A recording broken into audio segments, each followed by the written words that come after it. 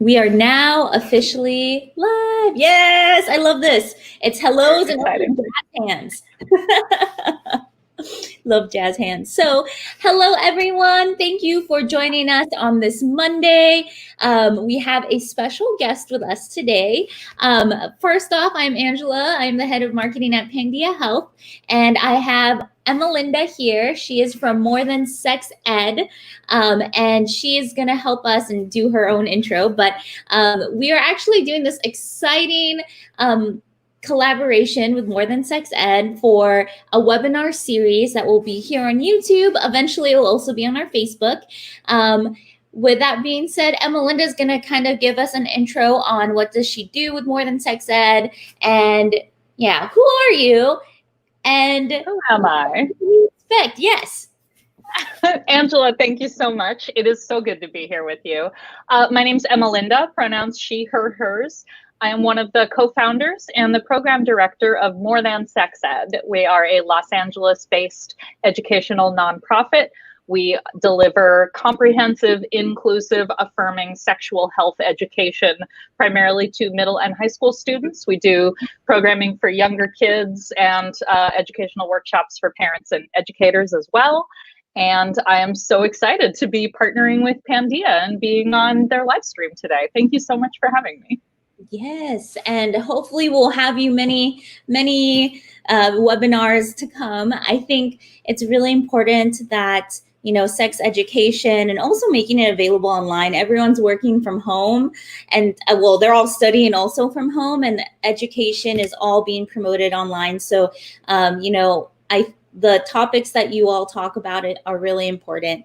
And so thank you for joining. Really quickly, before we get into more of an intro on what More Than Sex Ed does, I want to also remind everyone that if you do sign up with Pandia Health and our free delivery of birth control, that if you use the code MTSE, stands for More Than Sex Ed. Woo! If you use our code, then we will have $5 off your online doctor consult if you're in Arizona, California, Texas, not Louisiana, sorry, Texas, and then Wyoming. So if you guys are in that state or in those states, then we can write you a prescription. But if you already have a prescription, we deliver all throughout the year. Also, if you all want to check out More Than Sex Ed, you can also check out their website and their social media. We'll also do a blog post to link all of their material online. So thank you for that plug. Yes, of course, of course. We're thankful that you guys are here. So More Than Sex Ed, sex _ ed on Instagram and Twitter. Okay, let me write that in a comment. So More Than Sex _ ed if you want to follow us on Instagram or Twitter, because we teach human sexuality, which is so much more than just sex. Yes. Ooh, they're a really great topic. That on your website, if you all check out their website, they have a great variety about what sexual health is, and it doesn't necessarily have to mean the actual doing of sex, right? It actually can mean a whole bunch of stuff, like even just sexuality in itself. So check out. That's the thing that we talk to parents a lot about. Yes, all of the things that are not genital interactions that are part of our sexuality. Yes, yes. So with that being said, can you give us a background on More Than Sex Ed, and what is your mission, and how do you all, like, what do you all do to try to accomplish that mission? Absolutely. So our mission is nourishing healthy development through honest conversations about sex and sexuality. The conversation is very much at the heart of what we do. Providing information is really important, but practicing the skills to talk about awkward, sensitive, personal topics is really where the growth happens. And that's really what we want to give young people and their parents. A lot of adults also never really have the practice having these sensitive and awkward and difficult conversations. And so, you know, if you know how to put a condom on a banana, but you've never practiced talking about why that's important to you, with a partner, you may not have the skills that you need to actually use that protection. So we are very much focused on the experience and the practice of having these conversations. And that's what we want to do for students and for their parents, who are the number one sexuality educators of their children. When parents feel more comfortable having these conversations, they're better able to give their kids the info and the support that they need. Yeah, I think that's something so important that you mentioned is that is like I don't know if it's like a sex, like human, or what is it, sex ed rite of passage of like a class is the typical, do you know how to put a condom on a banana? And if you do, you pass.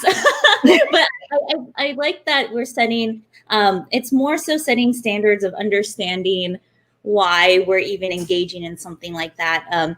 With everything going on also, you know, with the Me Too movement, talking about consent. Last month was like Sexual Health Month. Yeah, so I think it's a lot more than putting a condom on or, you know, having fun. It is a lot of talking about it, and then how to do that with your peers. How do you do that with your parents? Because it is a little awkward. Yeah. Yeah. And you know, we can get through that. We can sit in discomfort for the sake of learning and growth. Yes. It's a useful life skill. So what are some topics that we can expect you all to talk about in these upcoming months?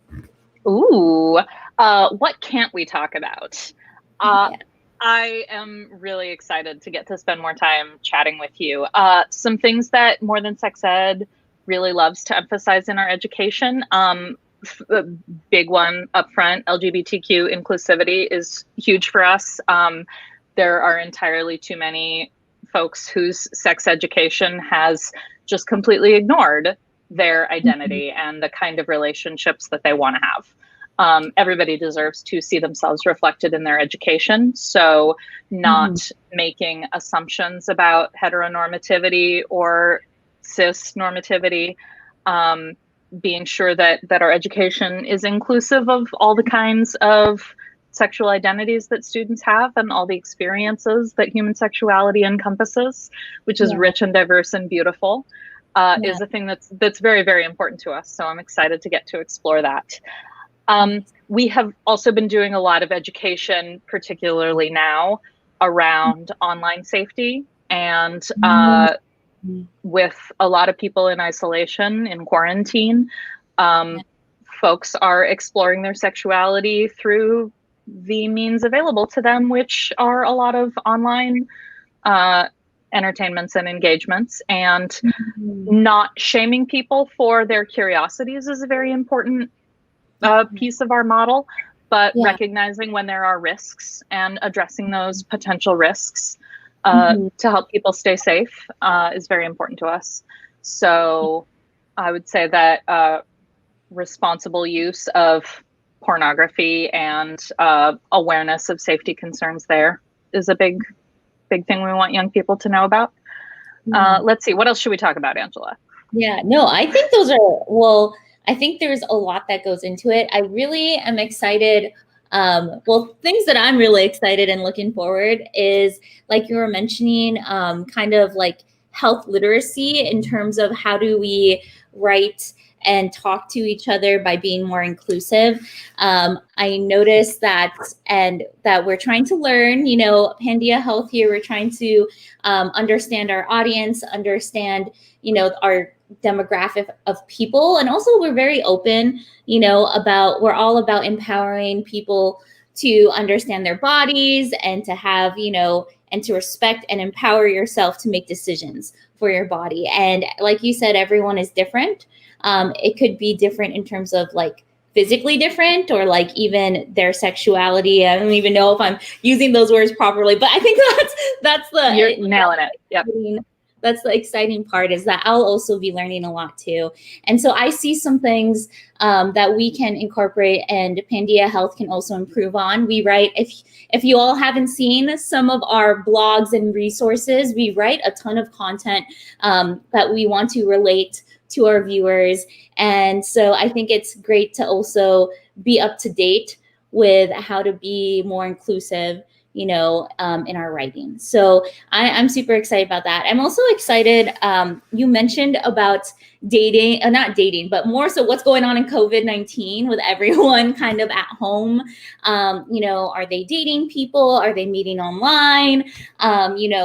What's going on? I think even it's okay for us to say, I'm sure people are. I've seen around people using websites that might be dangerous, right, for themselves, just to feel like some type of intimacy. And so I'm really excited to hear that. Last week, for those who haven't seen, last week we also had a live with Dr. Weiss. He is the director at the Village Doctor, and he also discussed that a popular topic is, COVID-19 and dating. And everyone has that internal want to feel connected. Also, they might want to have sexual feelings about things. Like, what do you do when you're stuck in isolation? So I think those are going to be people need people. Yeah. Yes. We have a biological need to be hugged and touched and receive physical affection. That's real. Yes. Skin hunger is a real thing. Yeah. And with I don't want to jinx it, but it might be looking like COVID-19 might last a little longer. So I think this is going to be a good. I know some people might be like, oh, but COVID-19 might be over, but I think it's something that might last a little longer and something to talk about. So. And it's a really excellent way to talk about risk reduction. If you choose to be a sexually active adult, you're choosing to accept a certain amount of risk. And we are all, as a society, discovering that making those deeply personal choices in a public setting is pretty awkward. And, people have judgments about other people's choices. And that's a complicated thing to navigate, but it really is changing the way that we talk about sexual risk, because now everyone understands, like, we can't guarantee. There are no 100% guarantees. There is only, how do I reduce my risk? Yeah. What's interesting, when I think sexual risk, and I have a biology background, so I just think, I don't know, I obviously just think like STDs, STIs, but when you mention like pornography or like website stuff, then I start to think, wait, there's a lot of other risks that are associated with, what's going on now, or just sexual health. So I am interested to learn more on what sexual, or what health risks mean in different ways. So also looking forward for that. Sounds like fun. Let's do it. Yes. Hopefully, I know we've had this scheduled maybe for like a monthly thing, but if you're down, we could even do this as a bi-weekly, every 2 weeks thing. I'm into that. That sounds really fun. Yeah. With everything going on with the holidays, and more people might be coming home and they might be more curious. I think we've had a blog post on Netflix and chill. And, when people are back home and they're cuddling with their person, how do they stay safe? I know those are some topics that you also talk about, as well as, STDs, STIs, and staying safe that way. So perfect time of the year to discuss. Would be very happy to. Can I, real quick sidebar, shout out to the other More Than Sex Ed team members that aren't here with me tonight, but I look forward to hopefully getting to get some more MTSE voices and faces in this live stream pool, to Greg, Casey, Felix, Sierra, Robin, Jonathan, Jill Beth, Antoinette. Oh, and thank you, Sophia, for putting up our website. Yes, and just in case if Emma Linda did forget one of her team members, they're probably on the website. But I'm sure.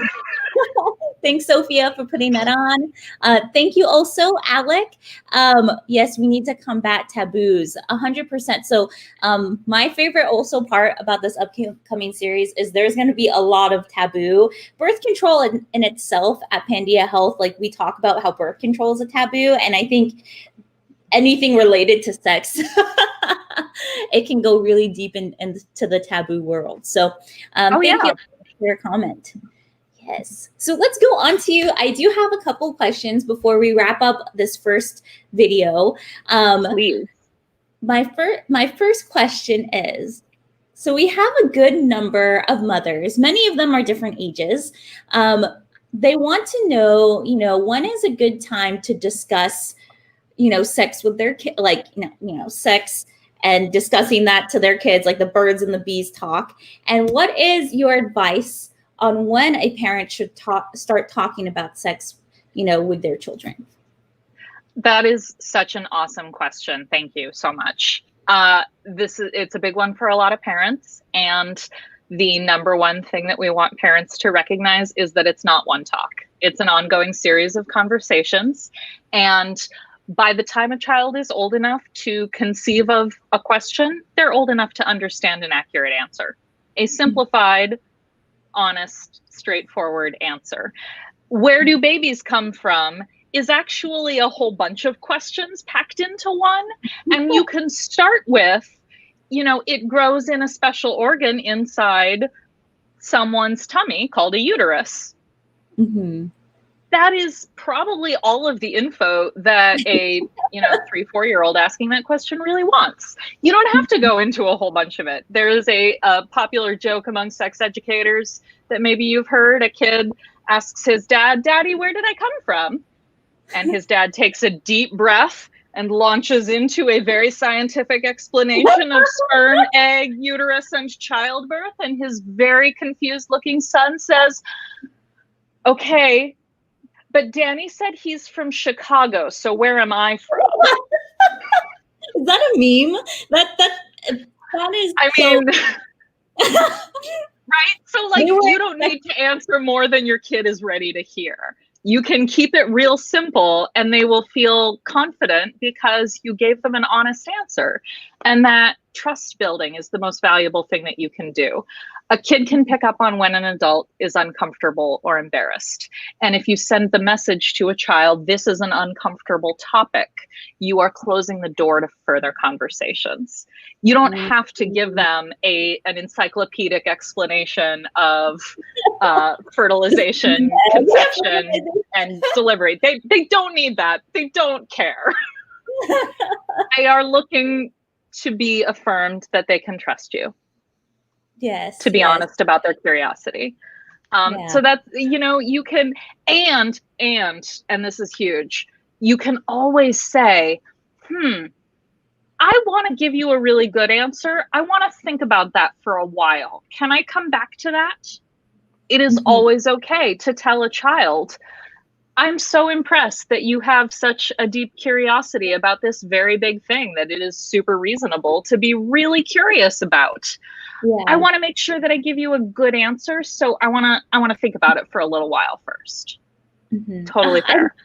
I love that. I think that's a good point. For me growing up, I think like my parents were they did the awkward approach. Well, I guess I think parenting, I'm not a parent, but I'm sure, how do you navigate those questions and who tells you how to answer those questions? And so I agree, like, when I ask some of my parents that stuff, like my dad would be like, ask your mom. It's like a weird conversation.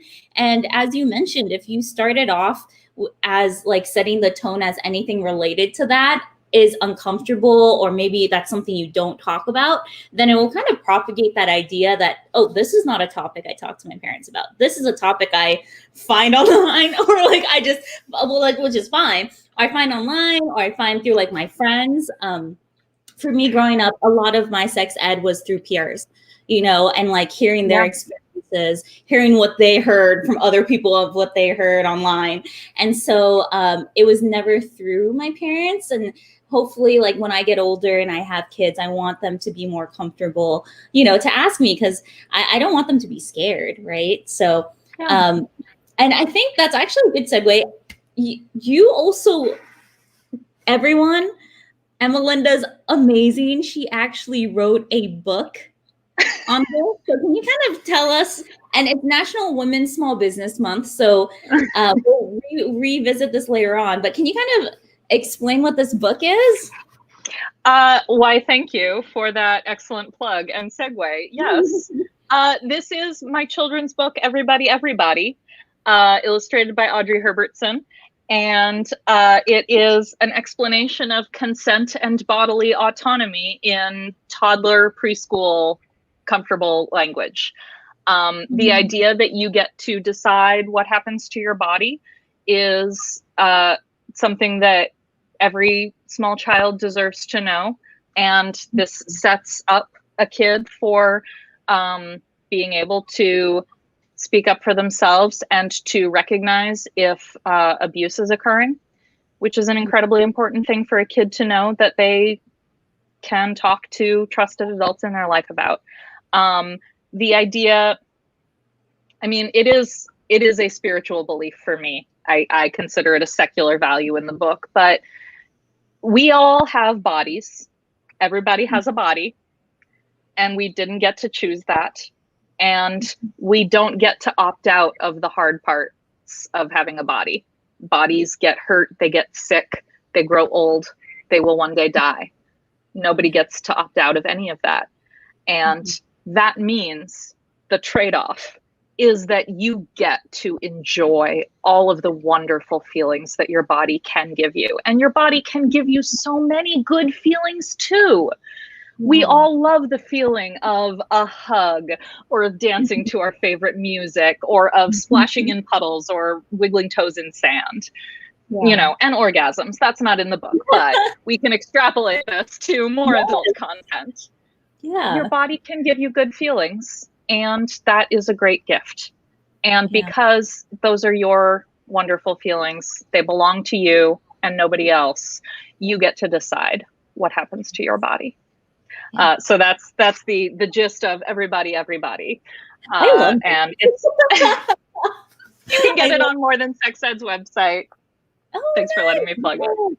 Yeah, of course. And in the future, once we do more lives, I would love for you to plug it more. I think the topic, when you bring up, you know, at what age do you realize that, you know, if there's like any abuse going on, or like what is it when you feel uncomfortable and stuff like that. I understand that topics like that is hard to talk about, and especially explain to children, because a lot of the time, you know, stuff like this, it's like, I've never even had that talk, right? Like as you get older, you kind of just know what is wrong and what's right. And even when you're younger, if anything happens, you're like this, you have that feeling that it's wrong, but because you're so young, I'm sure it's hard to discuss that type of stuff. And so I think that's like something so important. So I'm happy that you created a book like that to address and to talk to parents about that, you know. And so I'm going to re-plug in Sophia's comment. If you all want to take a look at that book, you know, check it out at morethansexed.org. So with that being said, thank you so much. Yeah, no problem. Let's go on to our next question. That will be kind of the last question for today. We will have, don't worry everyone, this is just the start of an amazing friendship and collaboration on everything. But last question is, so last month was Sexual Health Month. And I think it's very important, we've discussed it, to embrace and respect our own bodies. What are the ways that you all encourage individuals to embrace and respect their own bodies? Oh, wow. Wonderful question. I think that's a really personal one. You know, we all do that in different ways. I think that starting with a awareness of media literacy is incredibly important. Recognizing that the images that we see that are presented to us as attractive and sexy and desirable are incredibly fake and often very unhealthy. Beginning from unpacking that messaging is really important. Another thing that we talk with students about a lot is celebrating what your body can do, not just what it looks like. It's actually more common for women and femmes to be critical of their body's appearance, and for men and masculine types to have more criticisms about their body's capabilities. when you ask, what do or don't you like about your body? And so recognizing that appearances and functionality are not the same thing. And especially for people who are unhealthily fixated on appearance, to focus more on what your body can do. You can go for walks, you can lift objects, you can give hugs, you can dance to music that makes you feel good. These are ways to celebrate our bodies and to enjoy what they're capable of giving us. I love that. Well, that's so crazy. Well, I feel like I love a lot of the stuff that you're talking about. Really hits home for like my age demographic in terms of, well, social media is huge now, and I'm sure it's even more so for people younger than me. So I'm like upper 20s, but and I actually talk a lot with my friends about, sometimes if you're involved in, like, if you're about to have sex and you feel uncomfortable in your body because you're all like, now with TikTok being served, it's funny, we joke like all these TikTok ads, it's like, or all these TikTok videos, everyone looks so amazing, or you get fed on social media like, this is how someone that's beautiful or someone that's sexy or someone that you want to be intimate with is supposed to look like, and we're all like, how come I never look like that? Or how come it's like that? And then the fact that you mentioned that there is that there's like difference in people who are more femme, who think about the looks of their body almost, and then also more so people who are more like more masculine. I hope I'm using these words right, but this is why we're going to learn more as we go forward. Is that I've heard a lot of my male friends, and I think that's a typical thing in like growing up, is you've always heard people talk about, oh, how long can you last, or like how, like all of these things about if you can last a really long time, or if this is blah blah blah, then you're a better person, right? Or you're like a super cool. And sure. And let's take a second and recognize that the pressure around sexual performance is entirely about the duration of an erection. Has nothing to do with whether or not a, let's assume, vagina having partner is enjoying herself that entire time. It's just about the penis. Oh my gosh. Sorry. That was a whole other story. We'll put it on the agenda for next time. But that's like so true, right? It's so, gosh, when you put it into that perspective, yeah, it's like you get that, you hear, and I've had, friends that have that stereotypical like talk about, yeah, it like lasts long, but like you said, instead of that, what about, if it was with a woman, what if it's like, did this person have fun? Yeah, how long did her enjoyment last? I think, yes, that should be a new standard, is how long did she have fun? Okay. So I love that. And I know that was a pretty deeper conversation, but I think it also just opens up that there's a lot to talk about on this series that we'll have. Never want to stop. This is what I do. I'm down to talk for hours on end. Anytime. Oh my gosh. Oh, we love that, because we got a lot of questions. Maybe we'll even pull some other people. We'll also probably have Dr. Yen join on one day and get that all scheduled. So with that being said, thank you so much, Emma Linda, for your time. This was so fun. Thank you for having me. Yeah, no, this was actually really fun. It almost made me shed like a tear of happiness just because this is like some topics that I think a lot of people should be talking about, but they either are too scared to talk about, or, they don't have the educators who have gone through and are experienced in this, which is why I'm really happy that you're joining, because topics like this should come from professionals who have talked about it before, because it's very easy for friends to say something, which I think that's the point, is we want kind of like an educator who's a professional to kind of give their advice. And how can you give that reliable advice to your friend? Because growing up, I've heard a lot of like, whoa, where's Wikipedia. Everyone says Wikipedia is not that bad, compared to wherever all these other people are getting all of the sexual health information. So thank you so much for your time, your expertise. In the future. Thank you for having me. Yeah, of course. So Pandia fans and viewers, thank you. Hit us up, morethansexed.org, or Instagram, Facebook, Twitter. I think those are the ones we're on. Yeah, that one. Yes. So send us your questions. Can't wait. Yes. Send us questions. Make sure you follow them. Also, again, if you are interested in using Pandia Health Services, use MTSE, and $5 will go towards More Than Sex Ed. They are a nonprofit, and again, they're amazing, and they want to help educate people. And so, partake in that. And I would love to continue this webinar. So with that being said, don't forget to subscribe, follow us, and Melinda, we'll see you hopefully maybe in 2 weeks. I'll send up, hearts. I'll send up a follow-up message. But everyone here, we're going to try to post more on our Facebook events. And so you guys will see more events going on, and also see More Than Sex Ed as a reoccurring webinar. So yes. Are you excited? Awesome. Yeah. Okay. Well, yes. Thanks, Melinda. And I'll see you, and you'll see everyone in 2 weeks. Awesome. Looking forward to it. Thank you so much. Yeah, no problem.